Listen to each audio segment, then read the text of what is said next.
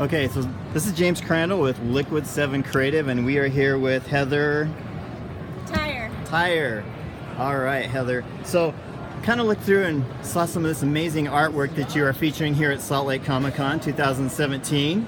And so I just had a couple questions for you today. Sure. First one is, tell us a little bit about your origins of your art journey.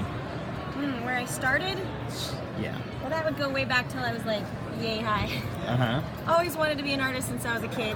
Back when my parents asked me, well, what do you want to grow up to be? And, you know, most of the kids were like, I want to be a ballerina or an astronaut. I said, I'm going to be a famous artist someday. And they had the same response. Oh, that's nice, sweetie. That's so nice. Like, it's never going to happen. Not that they weren't supportive. They were absolutely supportive. But anyway, so that's where I started out. Always kind of stuck. I have never stopped doing art my whole life. And I knew I wanted to make it a real job at some point or another. When I got in my early 20s, that kind of came about when I lost a job at a graphic designer company and didn't have anything to do, so I just struck out on my own. And I've been doing it ever since. Didn't really go to college, got a couple of classes in, was it, like a Art 101 basic drawing and a basic figure drawing class, and that was all I got. Everything else is pretty much self-taught from that point. So yeah, been doing cons for a lot of years. This year was my 16th year at San Diego Comic Con, so I've been doing it for a while and absolutely love it. So that's a little bit of my journey. I could obviously delve into a lot more, but that's kind of in a nutshell. Yeah, that's amazing. So what inspired your style? Well, I was just exposed to a lot of artwork. So I started out, my first and strongest influence from the get-go when I was younger was James Christiansen. Love his work, still love his work, and I copied his work when I was a kid all the time.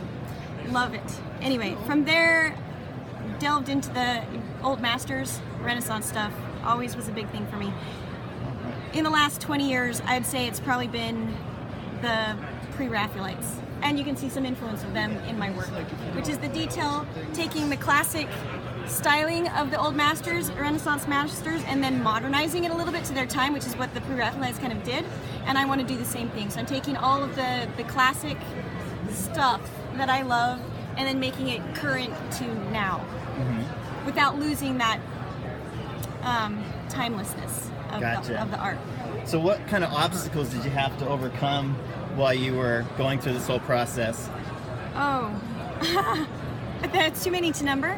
Number one, not having an education was one of them, because I had to do it all by trial and error. So this was called make mistakes, make more mistakes, figure something out and then figure out you did it wrong, do it again, try over again, and keep going at it, and studying the whole way on my own, trying to get it all right.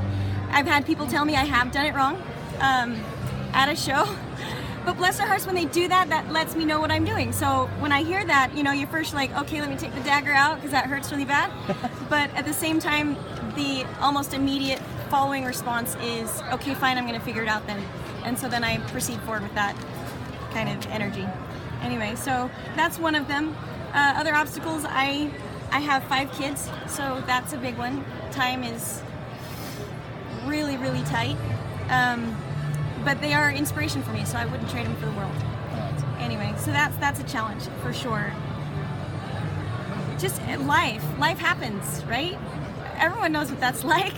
Absolutely. I'm not unique to that. I've experienced a lot of crazy ups and downs, lots of moving all over the place, and every single one of those places has been a challenge to my art as much as it's been a benefit to my art. So, but I look at all of everything that's kind of come along the last, well, I won't give away my age, lots of years.